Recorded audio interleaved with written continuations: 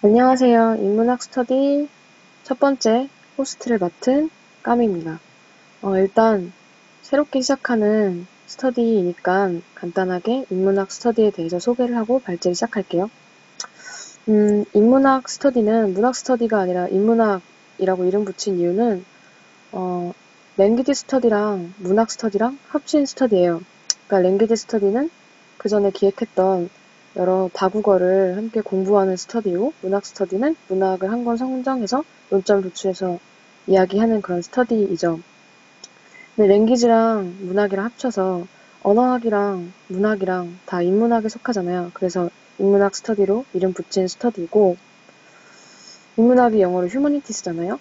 그 용어가 유래한 라틴어 휴마니타스에서 따와서 휴마니타스 스터디라고 이름을 붙였어요. 뭐 라틴어를 쥐뿔 알지도 못하면서 휴마니타스라고 이름 붙인 건 다국어를 지향하는 랭귀지 스터디이기도 하고, 그냥 간지 나니까 붙이고 싶어서 붙였습니다. 그리고 이 스터디의 방식에 대해서 간단히 설명을 하면 어떤 식으로 발제를 할 거냐면, 일단 첫 부분에 랭귀지에 대해서 발제를 해요. 그러니까 다들 잘 모르는 생소한 언어일 거 아니에요? 뭐 영어랑 한국어도 발제할 거지만 일단 저는 이번 주에 프랑스어로 발제할 거기 때문에 초반부에 그 언어에 대해서 간단히 설명하는 식의 발제를 하고, 그 언어와 관련된 그 나라의 문학에 대해서 문학을 한 거 선정해서 거기서 논점을 도출해서 발제를 하는 식으로 할 거예요. 그래서 제가 호스트인 이번 주 같은 경우에는 언어는 프랑스어로 발제할 거고, 문학은 프랑스 문학. 프랑스 작가 중에 아주 유명한 알베르 까미의 또 아주 유명한 이방인이라는 책을 가지고 발제를 할 겁니다. 일단 이 스터디는 제가 듣는 초급 프랑스어 그 수업에서 프랑스어의 복습과 예습, 그리고 높은 학점을 목표로 언어를 포함시킨 거고, 또 저의 흥미인, 또한 저의 전공인 문학에 대해서 이야기하고 싶은 그러한 욕구를 해소하기 위해서 따로 진행하는 거는 뭔가 지금 뭔가 이렇게 효율이 떨어질 것 같아서 합쳐서 인문학 스터디로 진행하기로 한 거고요. 뭔가 나름대로 새로운 시도인 만큼 되게 설레고 기대가 되네요. 어떤 식으로 될지. 네, 일단 발제를 시작하겠습니다. 되게 한글로 써놓으니까 없어 보이죠. 근데 모르는 걸 배울 땐 한글로 발음 그대로 받아 적는 게 제일 쉽잖아요. 그래서 일단 첫 번째 발제니까 제가 프랑스어의 알파벳부터 먼저 발제를 할게요. 저도 되게 발음이 좋지 않은데 부담이 되는데 그냥 제가 배운 대로 열심히 복습을 하겠습니다. 일단 알파벳인데 이거를 알파벳이라고 안 읽더라고요. 그러니까 저는 ABCD는 그대로 읽을 줄 알았는데 좀 많이 다르더라고요. 그래서 좀 어려운데 이 L이 붙은 거에 대해서는 다음 발제 때 이것도 차차 설명할 거고, 이거는 관사예요. 관사인데 나중에 설명을 할 거고, 일단 이거는 랄파베 이렇게 읽어요. 랄파베를 한번 읽어볼게요. 일단 쭉 읽을게요. 아, 데, 세, 데, 으, F, 죄, 아쉬, 이, 쥐, 갸, 엘, M, N, O, 빼, Q, X, S, 때, 울, V, W, X, Y, Z. 이게 알파벳이에요. 쓰는 거는 똑같은데 읽는 게 조금씩 다르더라고요. 그래서 헷갈리는데, 특히 F가 아니라 R 발음이 저는 되게 충격이었는데, 제가 무지해서 이제 안 건지 모르겠는데 프랑스인들은 R 발음을 못한다는 거 혹시 아셨나요? 전 되게 놀라웠어요. R를 에흐 이렇게 발음하더라고요. 에흐도 그냥 에흐가 아니라 무슨 약간 가래 끓는 소리처럼 에흐 막 이래갖고 계속 하다 보면 머리가 아픈데, 이게 알파벳인데 그냥 어려울 거 없이 보이는데 그래도 계속 읽다 보면은 좀 헷갈리더라고요. H 같은 것도 소리가 안 나니까. 그래서 제가 원래 알파벳 샹송을 영상을 준비했는데, 스테레오 믹스가 안 돼서 영상이 소리가 안 나네요. 그렇다고 제가 노래를 부르기엔 좀 그러니까 저의 구린 발음으로 일단 넘어갈게요. 이거는 간단한 단어를, 일단 알파벳을 읽었으니까 단어를 한번 읽어봐야죠. 그래서 단어를 쓴 건데 한번 읽어볼게요. 아흐브, 크레용, 도팡, 에스카고, 삐유, garçon, 이브, 오헤유, poisson, gâte, hibier, usine, voiture, wagon, xylophone, yacht, zèbre, jupe, kangourou. 맞게 읽었는지 모르겠어요. 떨려서. 일부러가 아니라, 알파벳 다 들어가도록 단어를 썼는데, 뭐 몇 개 빠진 것도 있긴 한데, 한 번 더 읽어볼게요. 몇 번을 읽어도 계속 틀려가지고,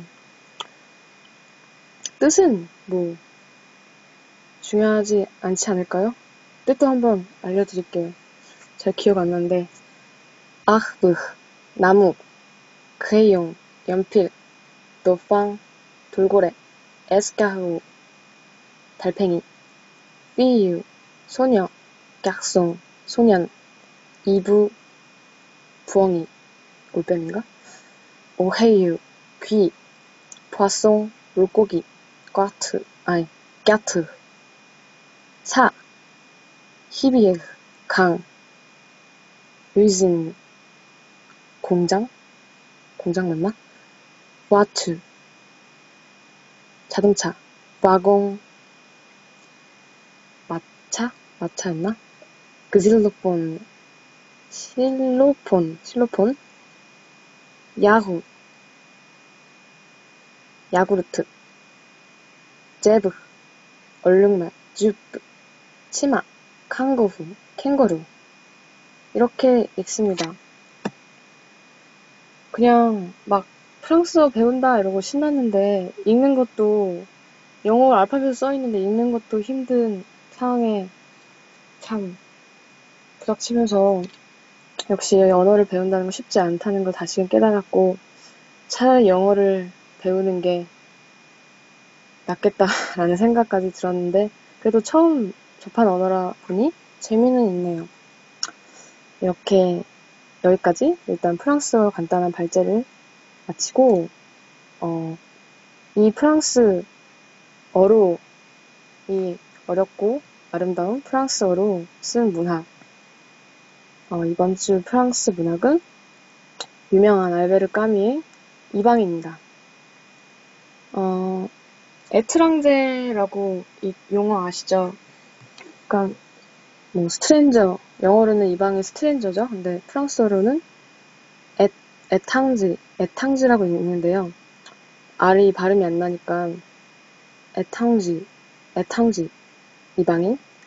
근데 아까 말한 관사가 붙어서 레탕지가 이방인이라는 뜻이고 알베르 까미 이렇게 제가 처음에 제가 닉네임이 까미잖아요. 그때 뭣도 모르고 그냥 좋아서 멋있어서 그냥 썼는데 이름 검색해보니까 알베르트 카무스라고 써있더라고요. 그래서 이거 왜 대체 까미라고 읽지? 몰랐는데 이제는 알죠. 여러분들도 알고 저도 알죠. 배웠으니까. 그래서 다시 배운 대로 제대로 읽어보면 알베르트 카무스가 아니라 알베르도 아닌 거죠. 그쵸. R이 발음이 안 나니까. 알베르 까미 이렇게 읽겠죠? 그 U가 그냥 U가 아니라 입은 O를 만들면서 입 안으로는 E를 발음하는 그런 소리라고 근데 결코 위는 아니라고 그렇게 설명을 하시더라고요. 그래서 까미가 된 것 같아요. 까무가 아니라. 그래서 알베 까미의 이방인입니다. 일단 간단하게 이방인의 줄거리를 그러니까 설명을 할게요. 그 전에 알베르 까미 이방인은 다들 한 번쯤은 들어보셨을 텐데 1957년에 노벨 문학상을 수상한 굉장히 작품성이 뛰어난 책입니다. 노벨 문학상을 수상한 책치고 읽기 난해하지도 않고 되게 쉽고 재밌게 읽혀요. 일단 줄거리는 아주 간단하게 얘기하면 주인공 메르소라는 남자가 주인공이에요.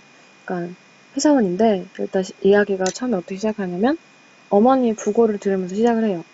얘가 그냥 어떤 평범한 회사에서 일하는 남자인데 갑자기 어머니가 돌아가셨다는 부고를 받고 회사에서 휴가를 내고 양로원으로 갑니다. 근데 되게 이상한 게 어머니가 죽었는데 슬퍼하는 모습이 전혀 보이지 않고 눈물도 안 흘리고 그냥 회사를 안 가서 좋고 날씨가 정말 너무 화창해서 기분이 좋고 빨리 집에 가서 자고 싶다 이런 생각을 해요. 그리고 뭐 이때 시대와 프랑스의 사회의 어떤 그런 관습을 잘 몰라서 그게 얼마나 큰 죄인지는 잘 모르겠는데 나중에 사람들이 비판한 걸 들어보면 어머니 장례식 갔는데 밀크 커피를 마시고 담배를 피고 또 자고 이런다고 막 욕을 했어요. 그래서 그런 식의 그게 되게 불손한 태도인가 봐. 예의가 아닌가 봐요. 커피 마시는 게. 굳이 밀크 커피라고 한 거는 잘 모르겠고 뭐 아메리카노 마시면은 뭐 죄가 아닌가? 그건 잘 모르겠고 하여튼 그런 식의 되게 회의적이고 상당히 그냥 처음 딱 이 메르소란 사람을 잘 모르고 읽었을 때는 되게 막 비인간적이고 저거 사람이야? 사이코패스 이런 생각 들 정도로 이렇게 약간 냉혈한 같은 모습을 보여요. 어머니 장례식에서. 그리고 장례식이 끝난 다음 날에 바로 마리라는 옛날에 좋아했던 그러나 사랑하진 않는 이 마리라는 여자와의 관계도 되게 이상해요. 마리도 이상하고 메르소도 이상한데 마리가 메르소를 좋아하긴 하죠. 근데 물어봐요. 결혼하자고 하면서 나를 사랑하냐? 그랬더니 메르소가 그게 뭐 중요한 건 아니지만 당신이 원하면은 결혼하겠다. 이런 식으로 얘기를 해요. 한 3-4번 물어봐 똑같이.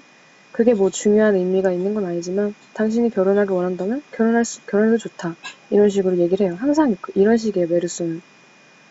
그러니까 삶에 있어서 뭔가 이렇게 되게 중요하거나 의미 있다거나 그렇게 하지 않고 그냥 어떤 사건에 있어서도 선택에 뭔가 되게 고민하지 않아요.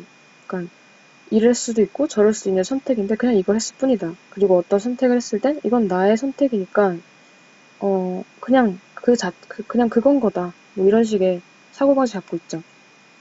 어쨌든 이런 메르소인데 얘가 레몽이라는 사람을 만나요. 같은 건물에 살고 있는 사람인데 포주예요. 그러니까 매춘을 하는 이런 어떤 그 창녀들을 사고 파는 그런 성매매업자죠. 그런 일을 하는 사람인데 좀 질 나쁜 소문이 안 좋은 그런 사람인데 메르스는 그런 것도 상관 안 해요. 레몽이 무슨 일을 하든 사람들에게 무슨 어떠한 평판을 받든 어쨌든 나는 그 사람을 싫어할 이유도 없고 좋아할 이유도 없으니까 그 사람과 말을 안 할 이유도 없고 친구가 안 될 이유도 없고 그리고 친구라는 것 자체도 별로 의미를 두지 않고 우정이나 사랑이나 마리에 대한 사랑이나 레몽에 대한 우정이나 어머니에 대한 사랑이나 메르스에겐 중요한 게 아닌 거예요. 그런 사람이에요. 그래서 레몽이랑 어쩌다가 이렇게 친구가 됐는데 레몽이 어떤 그 자기가 이렇게 매매하는 그런 여자와의 관계에 얽혀서 아랍인들에게 원한을 사게 돼요. 그 여자가 아랍인 여자였는데 그 여자를 막 때리고 그래가지고 아랍인들 그 여자의 오빠 그 무리에게 이렇게 해코지를 당할 그러한 그런 상황이었는데 어쩌다가 메르스랑 레몽이랑 마리랑 셋이서 레몽의 친구의 별장이 있는 바닷가로 여행을 떠나요. 휴가를 떠나죠. 배경이 엄청 더운 여름이에요. 한여름인데 휴가를 떠났는데 그 바닷가까지 따라온 아랍인들을 만나요. 아랍인들을 만나는데 막 이렇게 싸우는데, 싸움 끝에 레몽이 다치고, 막 레몽이 총을 꺼내려고 했는데, 막 메르소가, 뭐, 그게 살인을 하지 마, 이런 마음에서 우러나온 말림이 아니라, 그냥, 굳이 쏠 필요 없다, 뭐 이런 식의 말려갖고, 어쨌든, 그렇게 그냥 마찰이 있긴 있었는데, 레몽은 별장에 들어가서 쉬고, 메르스 혼자, 그런 일이 있는 다음에 바닷가를 걸어요. 되게 막 횡설수설 얘기를 하고 있는데, 어쨌든, 중요한 건, 메르스가 혼자 바닷가를 걷고 있는데, 태양이 엄청 뜨거운 바닷가, 해변가를 걸으면서, 아까 아랍인들을 만났던 곳으로 가요. 근데 아랍인들을 만나려고 간 게 아니라, 거기가 되게 시원했거든요. 그래서 되게 이 떼약볕 속에서 어머니의 장례식장에서 느꼈던 그 감정을 다시금 느끼면서, 어머니 장례식장 때도 굉장히 더웠거든요. 그래서 그 태양 밑에서 어머니 장례식을 떠올리기도 하면서, 거기 그 샘으로 가는데, 마침, 아니, 하필이면 아랍인이 아직도 누워있는 거예요. 그래서 메르소가 뒤돌아서 가면은 끝날 일인데, 그때 레몽의 총을 갖고 있었거든요. 근데 그 총을 꺼내요. 그래서 쏴요. 아무 이유도 없이, 아무 느낌도 없이 그 아랍인을 총으로 이렇게 쏩니다. 그 어떻게 묘사를 하냐면, 태양 때문이었다. 너무 강렬한 태양빛 때문에 피스톨을 당겼다. 나는 그때 당길 수도 있고 당기지 않아도 되는 선택만이 있었을 뿐이다. 그리고 나서 한 방을 쏘고 잠시 있다가 연달아 4방을 쏴서 결국 5방의 총을 쏘고 아랍인을 죽이게 돼요. 그래서 살인을 했죠. 그래서 잡혀가요. 형무소에서 살고 재판을 하게 되는데, 메르스의 태도는 많은 사람들을 당황시켜요. 죄에 대해서 뉘우치는 것도 아니고, 그렇다고 부정하는 것도 아니고, 내가 죽였다. 그렇다고 막 악랄하게, 맞아, 살인해서 막 낄낄대면서 살인 즐기는 사람인 것 같지도 않고, 죽인 거 인정하고, 왜 죽였냐? 그러면은, 태양 때문이었다. 이렇게 말을 하고, 자기의 운명이 결정난 재판인데도 관심도 없고, 변호사에게 협조도 안 하고, 변호사 필요 없다. 이런 식의 태도니까, 그 사람들이 분개를 하면서, 살인사건인데 그 얘를 사형을 시켜야 한다라는 그 근거로 어머니의 장례식 때 얘 태도까지 끌고 들어와서, 이 사람은 어머니 장례식 때 눈물 한 방 흘리지 않고 밀크커피를 마시고 담배를 핀 사람이다. 어머니의 장례식장에서 눈물 흘리지 않은 사람은 계획적인 범죄로 아랍인을 죽일 가능성이 있다. 이런 식으로 얘기를 하죠. 그래서 결국 사형 집행을 받게 돼요. 그러고 나서 뭐 그런 줄거리예요. 되게 심오한 생각을 많이 하게 하는 책인데, 마지막에 제가 되게 인상 깊었던 부분은, 메르소가 일관 되게, 회의적이고, 그냥 침착하고, 세상 만사 관심 없는 태도를 취하다가, 신부님이 사형 집행 며칠 전에 와서 되게 얘를 선교하려고, 원래 죽기 전에 병자성사란 걸 보거든요, 천주교에서는. 그래서 계속 너의 죄를 사하겠다고, 내가 도와주겠다 이러는데, 메르스 입장에서는 정말 어이가 없죠. 이 사람 입장에서는 여러분들 이해를 하셨겠지만, 그래서 필요 없다. 지금 이 사람은 일단 메르스도 죽음에 가까워지니까 생각이 엄청 많아진 거예요.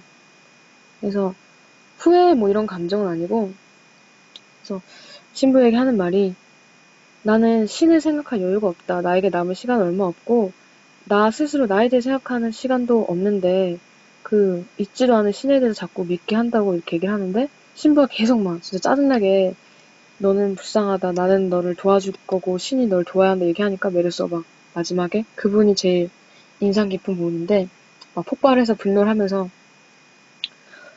누구도 어머니의 죽음을 슬퍼할 권리는 없다는 거죠. 저는 그 권리라는 말에 되게 그러니까 되게 충격이라기보단 그 부분이 되게 눈에 띄었어요. 그러니까 어머니의 죽음을 슬퍼할 의무라고 생각을 하잖아요. 저는 그 부분이, 사람들이 얘를 욕한 부분이, 어머니가 죽었을 때 슬퍼할 의무가 누구나 있는 건데, 그게 사람 된 도리고 자식 된 도리인데 슬퍼하지 않았다라고 생각을 했죠. 저도 일반 사람들처럼.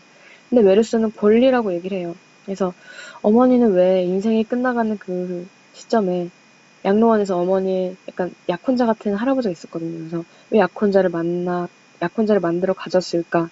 이러면서 생의 끝자락에 약혼자를 만들어 가진 엄마에 대해서 생각을 하고, 그러니까 누구도 어머니의 죽음을 슬퍼할 권리가 없다라는 거죠. 타인의 죽음이, 그러니까 누군가 한 인간의 죽음이 슬퍼할 만한 종류의 것이 아니다. 라는 어떤 되게 실존주의적인 그런 얘기죠. 그렇기 때문에 어머니의 사랑, 어머니의 죽음, 그런 게 다 나한테 뭐가 중요하단 말인가. 그렇죠.